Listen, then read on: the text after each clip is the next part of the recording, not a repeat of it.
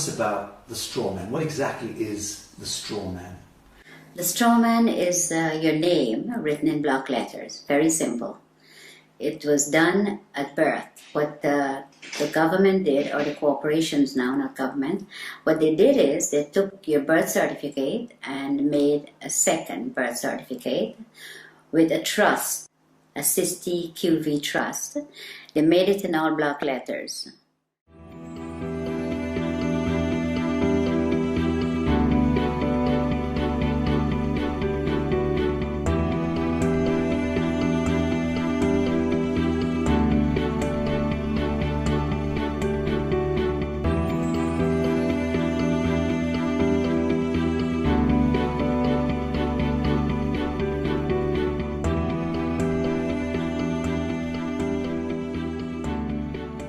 And for them to interact with you, they have to interact with you as a fiction, because they're all corporations. Corporation cannot interact with real people. So they made a straw man. They call it a straw man because it has no soul and is spiritually dead. So let's break this down. You're born in the hospital room. A certificate of live birth is issued. What happens is that she has to register the child's birth. She has to go to the registration office and register. If she does not register, she will be taken to court according to what the law is saying. They take the birth certificate that she registered as an informant then that she has the child, and they made a duplicate in all block letters. She didn't, they did. So they've turned a living child now into a trust, fiction. into a fiction. Trust, yes. Which has a certain value allocated to it. Value, yes. Millions of dollars or pounds. And that trust, let's call it a bond, because that effectively becomes traded thereafter. Yes, it becomes warehouse bond for money. So every human being that has been registered to the state or the crown by the mother ends up becoming some kind of a bond that is traded on the stock market. Yes. Without you ever knowing it. Yes, without disclosing. And this is happening since the early 1900s. What they've done is really fraud, because they're fraudulently taking your child's birth certificate and make it into a dead entity. The dead entity birth certificate is making billions of pounds or dollars, depends on which country you're in. So your straw man is considered a dead entity, and the corporation can interact with it. If you have to go to court, it's not going to be in your real name because they don't have it. All they have is the dead entity, and they interact with that.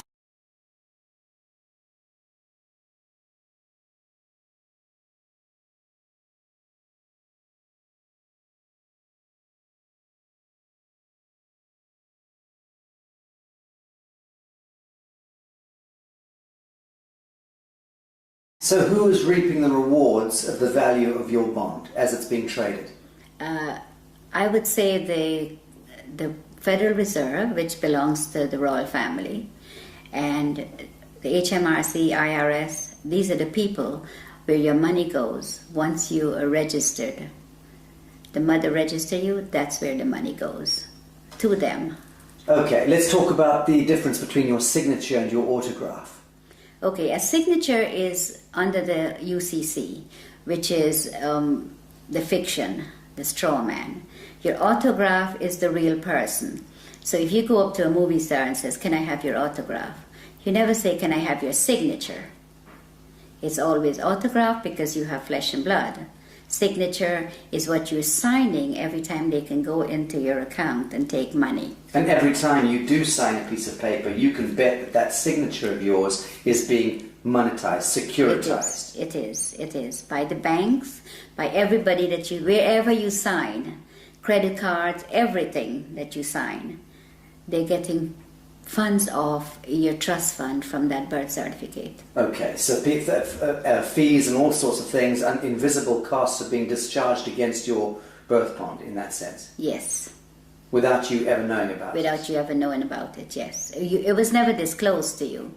All the stuff was done without disclosing, And it's deception, it's fraud, and it's happening every day to everyone that's outside the inner circle. Okay, let's talk about the court system, because invariably your signatures lead you into a courtroom at some point, you know, whether it's for, and under the aegis of the court system, whether it's a marriage, a birth, a death, a registration of land, whatever. So we understand a little about the distinction between the signature and the autograph. What exactly is a court of law? Well, at the moment we don't have a court of law. We have a color of law, which is fiction.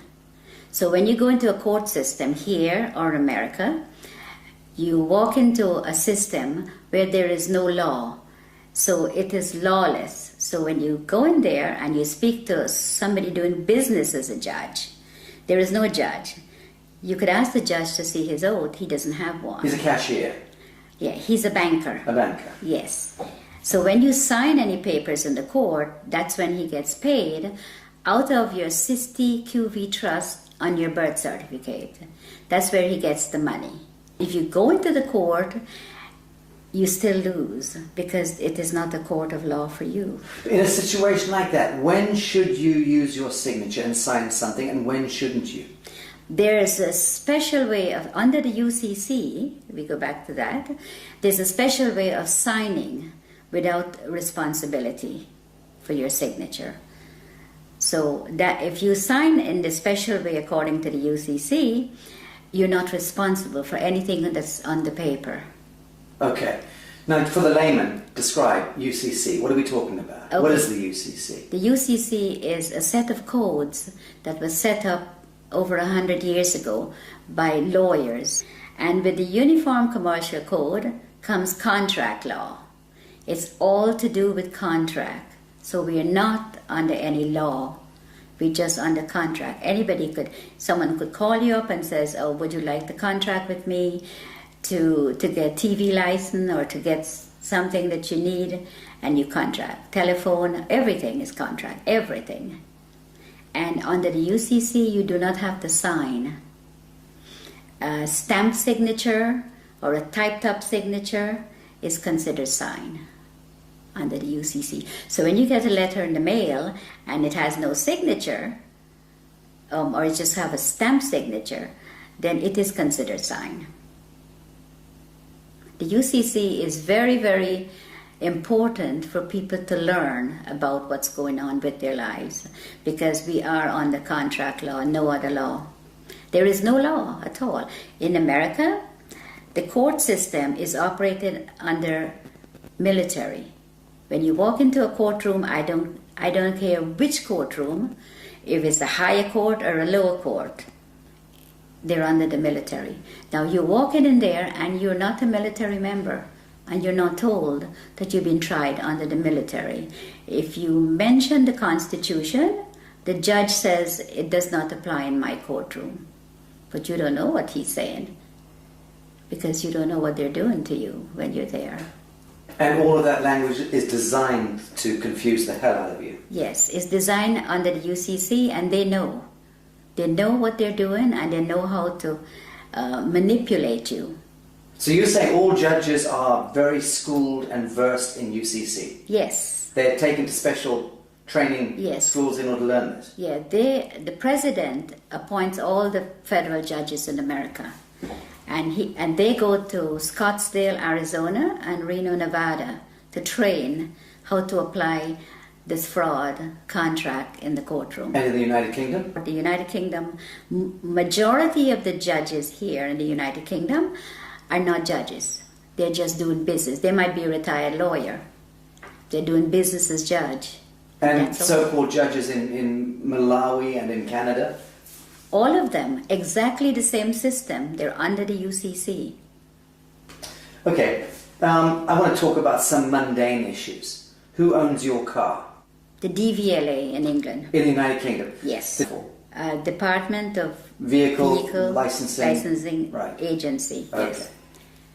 Well, the DVLA owns the car. It tells you on your registration, you are not the owner. You are just the registered keeper. Now, if you look up register keeper, it says a person who is responsible for taking care of the vehicle, pay the taxes, pay the license, pay the insurance, and take care of it. But the DVLA could take it from you anytime they feel like, crush it. They could clamp it. Because once you've registered it, you've handed it over to the Crown of the state. That's right, yes. It's no longer yours. It's not yours, never. So again, when you buy a car, you are invited to defraud yourself by then handing it over to the Crown of the state, unwittingly. Yes, because it's fraud, and they're committing this fraud, and they're not letting you know what they're doing. They make millions, hundreds of millions. The highway belongs to us. They says you have to pay to drive on the road. You don't. The DVLA is just a corporation set up by the Crown. All these corporations are set up by the Crown. The HMRC, the DVLA, they all do the same thing. So if you look carefully at your registration, it tells you right there. And in the United States of America, it's not the DVLA. What's the equivalent? It's the Department of Motor Vehicles. And again, they invite you to register the vehicle to them. Yes. They become the owner. They become the owner. The only reason to have a license when you drive a car is if you're doing taxi service or doing it for business. But if you're driving for your personal use, going to work, going to the market, take your family out, going on vacation, that you don't require a license. There is no law that requires No. you. You can move about the surface of the earth unmolested. Yes. That's law. That is the law. Yes, that is the law. But that's not what they're But telling these you. fictions, these costumes, these people wielding batons and guns and tasers, they've somehow been given license by the government to apprehend you, arbitrarily stop and search you, terrorize you, rip you out of your vehicle. Who gave the traffic enforcement officers the right to stop and apprehend people going about their God-given business? The corporations that they're under. The police are not constables. And the Queen took an oath to represent the sovereign people, which she's not doing. She's now a corporation herself. So the police is under corporate. They're not constables. Constables are the people who that beats the street and get to know your neighborhood and speak to the people. Keeps the peace. Keeps the peace, yes. But they're not constables. They're corporate police. If you call a police officer and you know whose side they're on, if you call a police officer and a bailiff is at your door, they will tell you they cannot come because it's a civil matter. But if the bailiff calls them, they will come. That means that they're not working for you, period. They're working for the parent corporation. They're working for the corporation, yes. They're corporate police. How many of the police do you think know this and understand this distinction? I think 90%. Do you really? I do. I do. In the United States and in... And here, yes. Yes, 90% of the police know they're corporate police. But surely then they understand that they are in serious breach of their foundational oath. And they should thereby surely understand that the Queen of England is in serious breach of her coronation oath, Yes. which requires her to intervene if her parliament or government is conducting any cruel and unusual punishments against the people. And it's my understanding that being stopped going about your business in the street and dragged out of your vehicle and beaten with a baton for whatever reason, that to me by definition is cruel and unusual punishment. Okay, but they're given that permission to do that by the corporation they're in. They are given. If they were not given that permission, they could not have done that.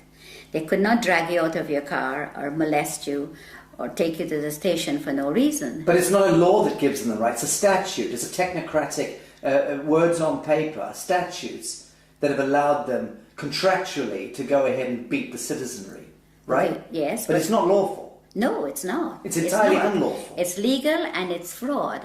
Fraudulent activities, and they're being backed up by their corporate headquarters. So you cannot win because there's always somebody there to protect them, and they know that. So let's drill down into this. A policeman is there and should be able to respond to a living soul doing injury against another living soul. If they witness that, they have every right to intervene. In the same way that you and I can conduct a citizen's arrest. If we see that somebody's being harmed, we should step in and try to intervene. But that's really as far as it goes. They have no business trying to commercialize human beings and penalize us for walking across streets or for not stopping at an amber light or whatever. All of that stuff is just nonsense dreamt up by the corporation. It is. Right. Yes, it is. It's all fraud. Everything they do. And that's why they're giving the opportunity to do this to the sovereign people. Because the sovereign people are ignorant of the Uniform Commercial Code and contract law and how these people operate. They go into the court and they do the same thing. You tell them, don't go, even if you don't go into the court, they still fine you for the same thing as if you go into the court. But if you go into the court and the police takes you there, then you never win unless you know the law. And they know that you do not know the contract law and that you're under contract and you're walking into a trap. You go in there and the police or whoever is going in there with you, it's always they're the ones who win. You never win. Let's, for instance, say you're driving down the street, you have not hurt anyone, and you got stopped by the police. And the police breathalyze you and says, I have to take you in or I have to fine you. Or both of those. Who did you hurt? Who did you hurt? Who are you going to be paying this money to? You didn't hurt anyone. There's no victim. There's no victim. You have to be a victim under the common law. For there to be a crime. For there to be a crime. It's as simple as that. It is as simple as that, because to give you a ticket or to book you and take you to the station, who did you hurt? There is no one that you have hurt. That's just a commercial penalty. It is a commercial penalty.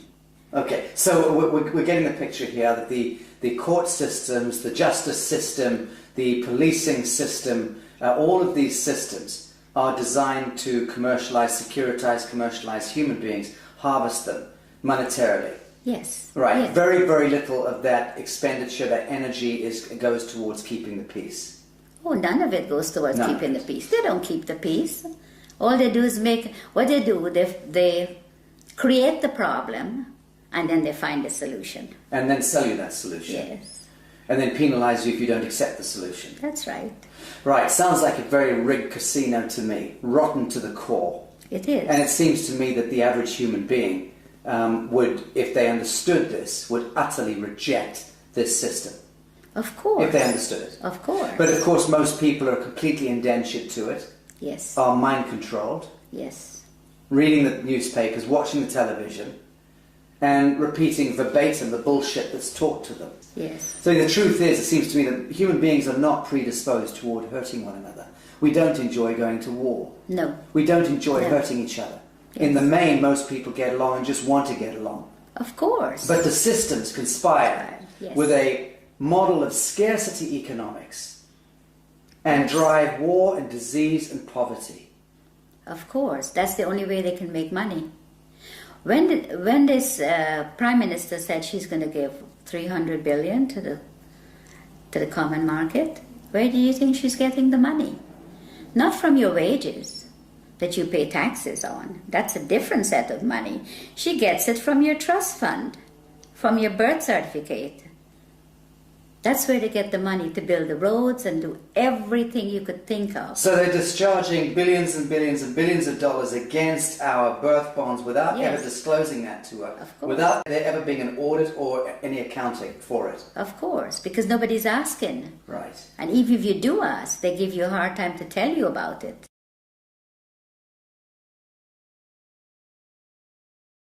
So if you try to go and discover your own birth bond, let's call it that, and you try to discover the true value, how does one go about doing that?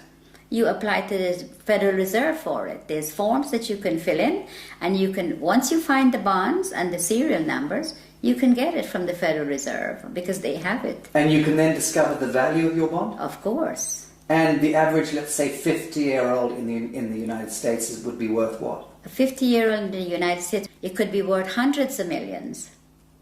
But one comment, if you go on the website and you put in your birth certificate number, and it comes up only one, you have hundreds of thousands of people are trading on it.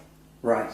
That's only one that you know of. I think what I'm getting at is, what do you think it would be the median value of the average 50-year-old by the time they turn 50 in the United States? What is being traded I would say, in their name? I would say maybe a billion, over a billion Right.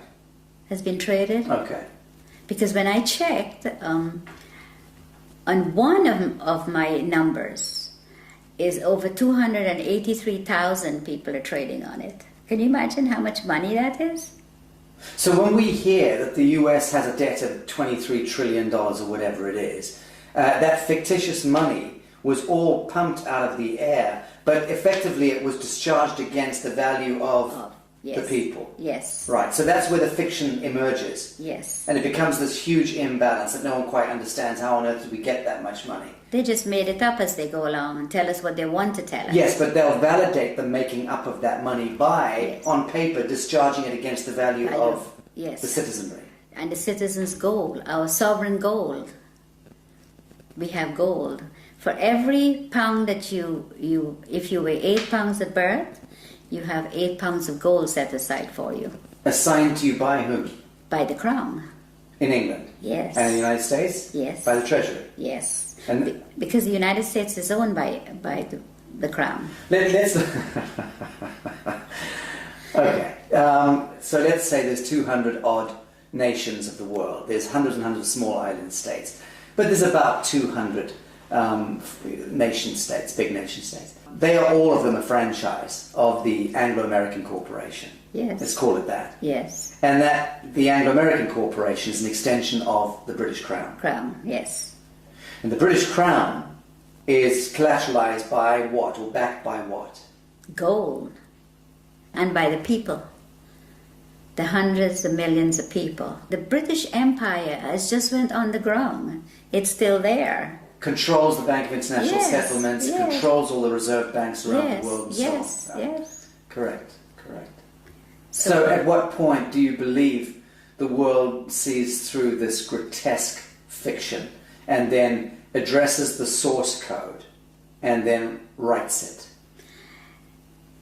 I think if people get to know what the UCC and the contract law does, and your straw man is your main problem. Once you can control your straw man, and it is yours and not theirs anymore, then you're in the right path. This is beautiful what you just said. You're talking about reclaiming the fiction that was established, the false light. Yes. Reclaiming the false light that was established in your name, given your identity, so to speak, at birth, without your knowledge. You're talking about us needing to reclaim that false light and step into ourselves, our true selves, as a people of the world, in order to reclaim reality from the fiction. Yes. That's powerful.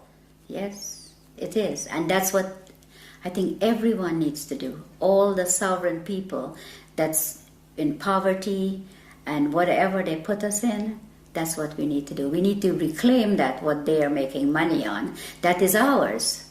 Then you wouldn't have wars, you wouldn't have people fighting for money, you wouldn't have poor people. Everybody will be okay. Everybody.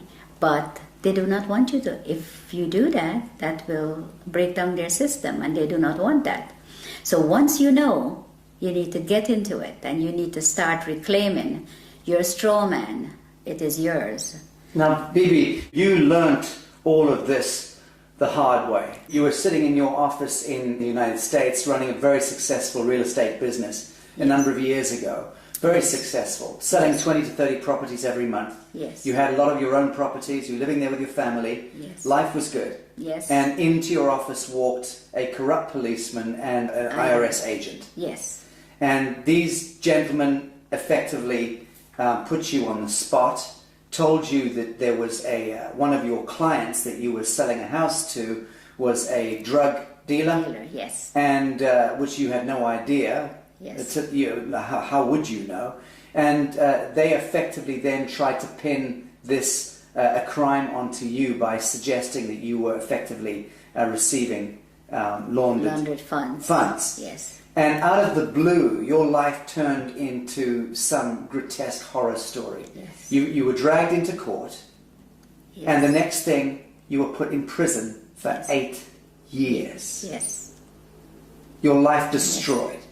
Yes. And that was where you learnt Yes. law. Tell us about this.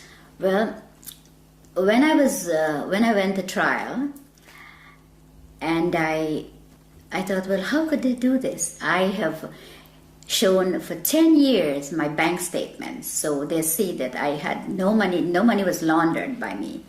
The gentleman I sold the property to brought $5,000 of his own money, and he got a loan from the bank for the difference.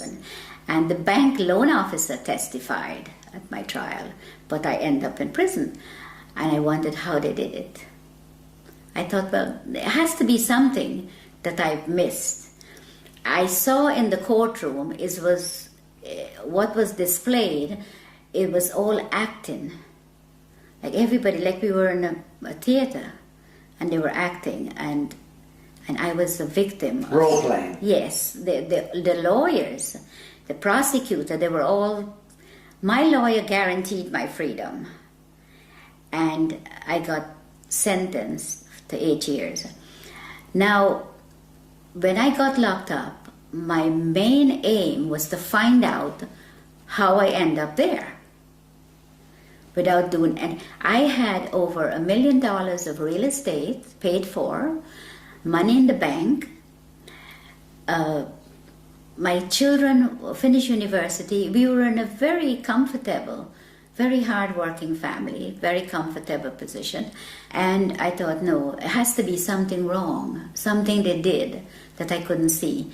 And for every single day, for 7 years, I learned every single day. Christmas, birthdays, every day. You studied? I studied. You studied law? Yes. And you understand that you came to understand the highest expression of law, this UCC law? Yes. And what they're doing and how they could get you in there and how they could lie, how they commit fraud.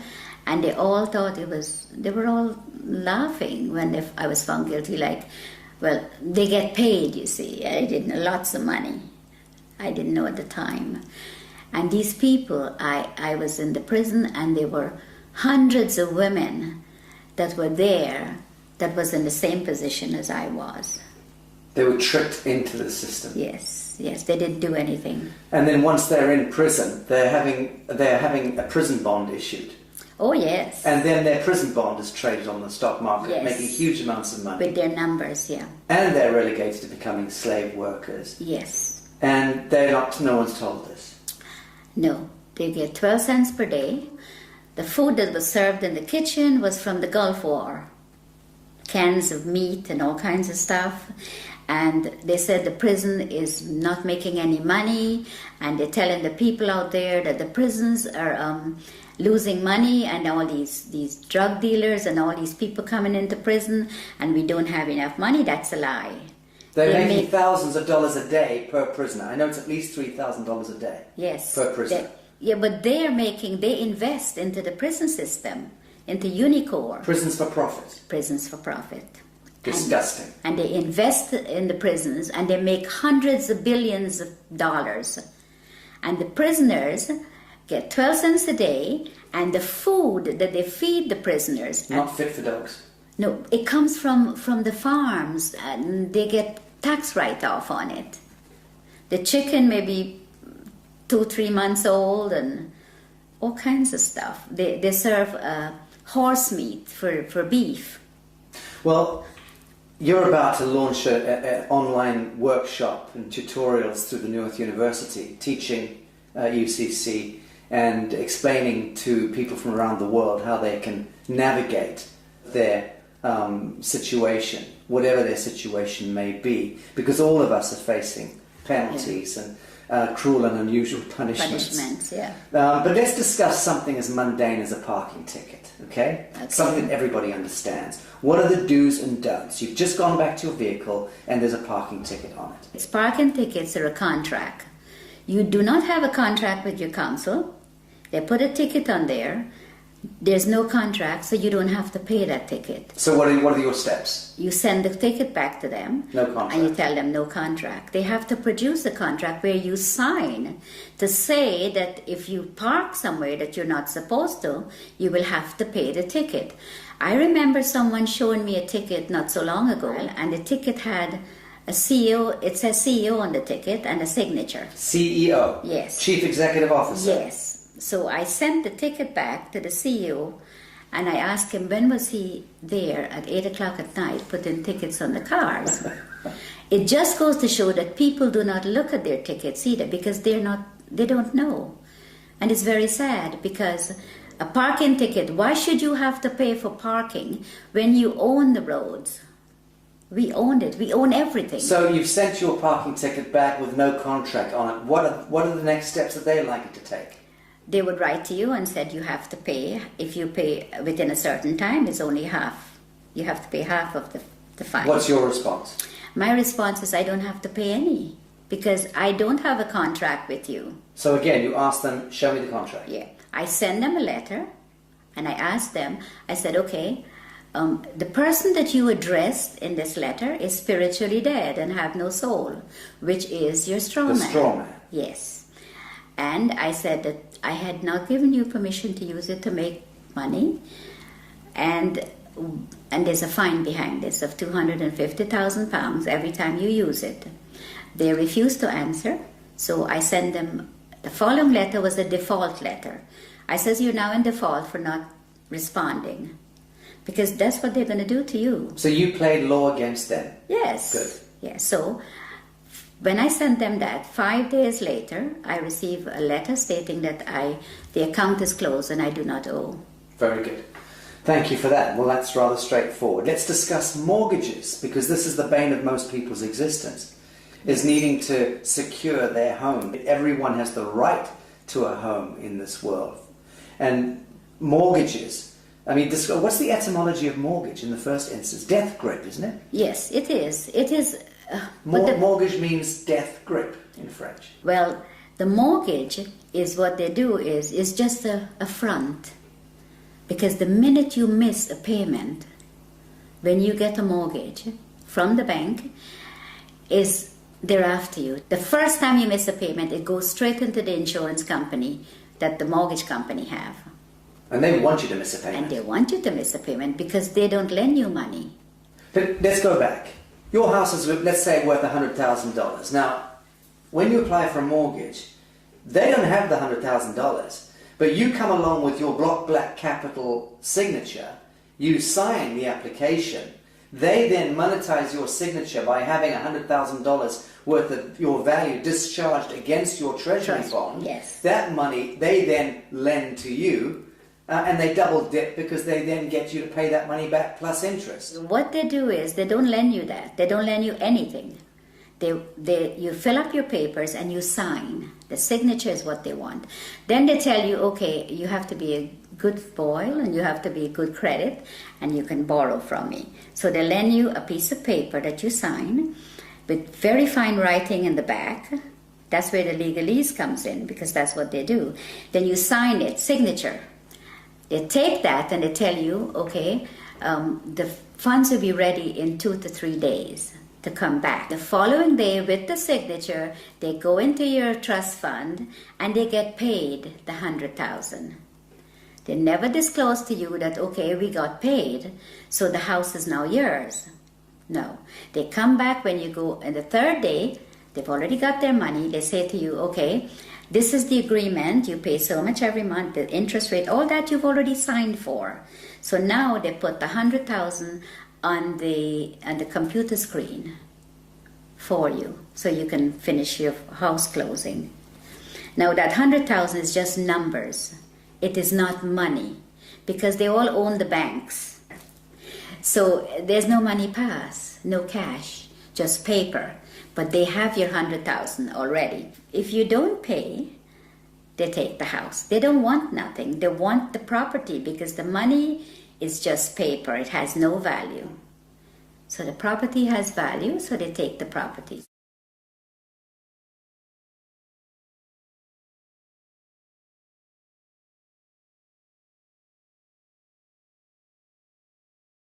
So let's talk about allodium title. What is allodium title? Why is it so important? Okay, allodium title is important because you do not own the land. They tell you it's freehold, but it's not freehold. The land is owned by the Crown. All the land in England. I'm a farmer in Minnesota, and you're saying that my land is owned by the Queen. Yes. I'm a farmer in Mozambique.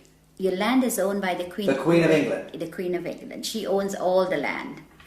So what happens is you own that piece of brick that's sitting on it that they call freehold or your house. You own that. You don't own the land. So the land, the allodium title is to own your land. So you can put a sign up and says no trespassing, private property. When you put that sign up, you have to own the land. Because owning the house doesn't mean anything. It's the land they want. See, the bank takes the house, which is part of the crown, and the crown owns the land. That's how it works. And you don't own anything. Ever. Ever. You are just a mere user. So long as you are acting as your straw man. Now, when we reclaim ourselves from this fiction, and we do it as a people, many of us do it. Yeah. What then do you see? How do you see the dissolution of government, the dissolution of this behemoth, this Molochite monster that has taken over our lives, indentured us into bonded slavery all around the world, 7 billion souls, owned and controlled, indentured to a couple of hundred National Reserve banks themselves, indentured into the Bank of International Settlements, that controlled through the US Treasury, the Federal Reserve, the IFC, the IMF, the World Bank, and so on, back to the Crown of England, and behind that, the Vatican. So all of that grotesquerie, that fiction, when do you see us as a people of the world reclaiming real reality from that fiction? And how is that likely to play out? I think if people get to know and they come together, it doesn't take hundreds of millions.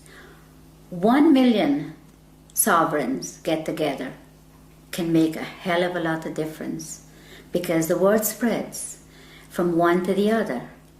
And once people get to know that this is what is being done to them, it's going to be like wildfire. Once people get to know the law, what they're under, and what they're doing to them, and how they're making...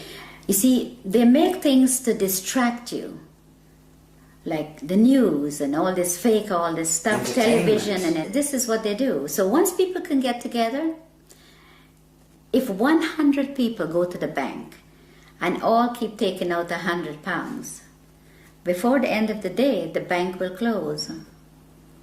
It's very simple if people get to understand what's going on. And it would be good for them to know, because we need to stop this. We need to stop what they're doing to people, hurting people for no reason, put people in poverty.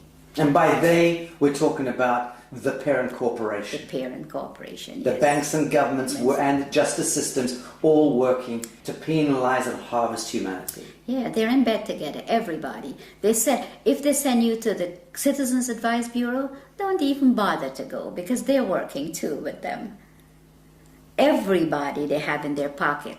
And it's very sad, because people will do things to other people for very little money. Are you hopeful for humanity? I am, very much so. Bibi Bacchus, thank you. I love you. I do love you.